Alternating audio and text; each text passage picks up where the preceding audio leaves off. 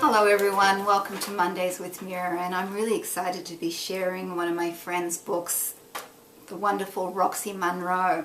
And Roxie has found this great niche for herself where she does non-fiction books, and we have a great one that I did a video of a while ago, and what's known as novelty books. And one of the areas that she does with novelty books are these amazing find and explore mazes. And there's very few people that could do stuff like this, but she does it brilliantly. There's a lot of it's very pedagogically sound in terms of young kids learning new information, learning to navigate through space, and they're quite extraordinary. And so this is Maze Ways A to Z. It's an unusual alphabet book.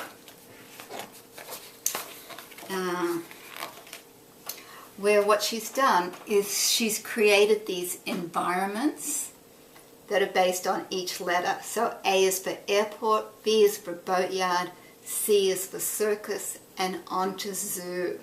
And each letter forms its own maze, and she calls them alpha adventures, and they come with their own directions to guide you from start to finish. You use your finger as you navigate and learn about all the different things that you can find.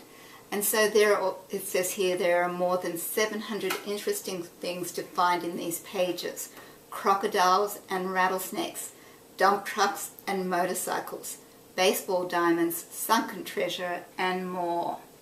And this was published by Sterling, and Sterling does some great books, and this is one of them.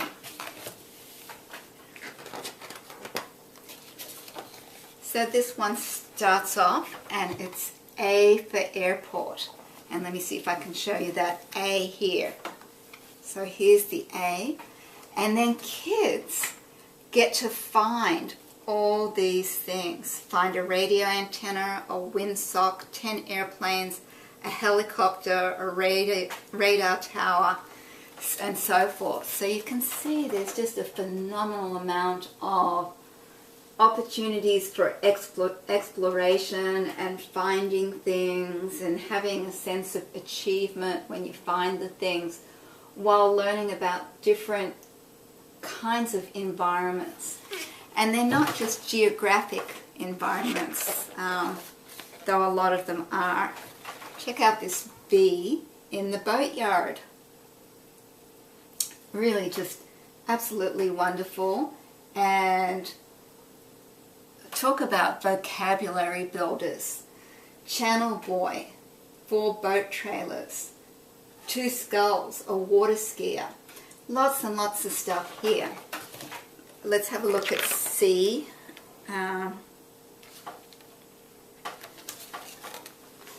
C, make way for the elephants. Ride on the lead elephant to the center of the circus ring. Take a picture of the human pyramid and borrow a unicycle. Ride out of the ring and grab a red balloon as you exit the big top. So it's very engaging.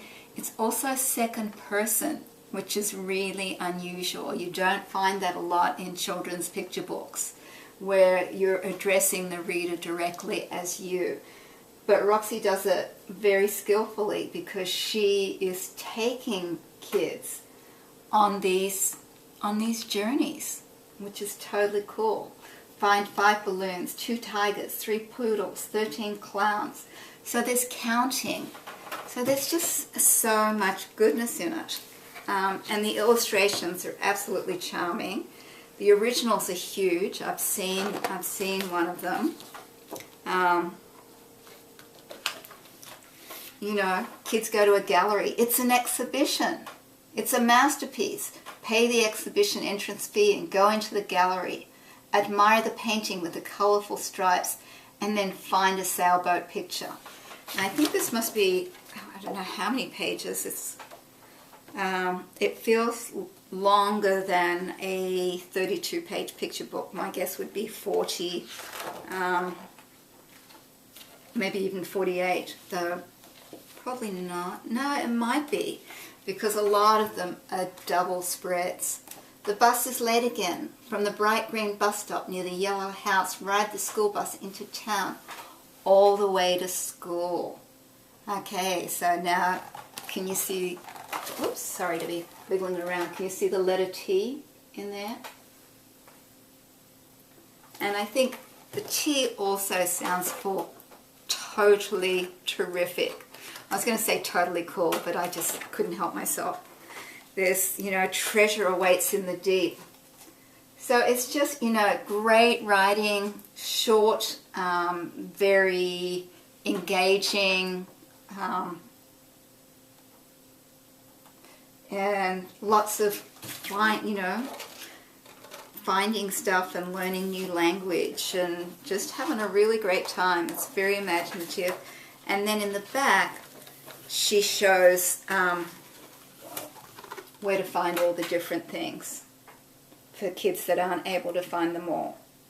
So it's very satisfying, very creative, very unusual, and one that I think is incredibly helpful for kids to learn about the world in a really unusual and pretty interactive way for a book. And you could see a parent reading this to a kid at night, and the two of them, you know, tracing the different things with their finger and discovering different things and just having a lot of fun with it. So I just want to say, well done, Roxie Munro. You rock, you rule, you're just a fabulous artist and writer, and I'm happy to know you, and I'm happy to introduce everyone here to your work because I think it's just wonderful. Let me speak just a smidge more about novelty books. Novelty books are for real young kids. And they include things like Lift the Flap. Well, and that Lift the Flap books, paper engineered books, can be for older readers as well. There's some really sophisticated one by, what's his name, Sabudo, S-A-B-U-D-O. I'm thinking Nick, but it's not. Anyway, check him out. He does amazing paper engineering. Books that, you know, Eric Carle's, you know, where you put your fingers through. Those are novelty books, things that have little bits of fur on them or that just have, that are different in some way or another. And this is considered a novelty book, even though it doesn't have the paper engineering. But it doesn't really, you know, it could be considered a concept book. But I think the market that you would submit something like this would be to a someone that does novelty books. So I hope this was really helpful. I hope you enjoyed May's Ways, A to Z. And that's it for me. Bye.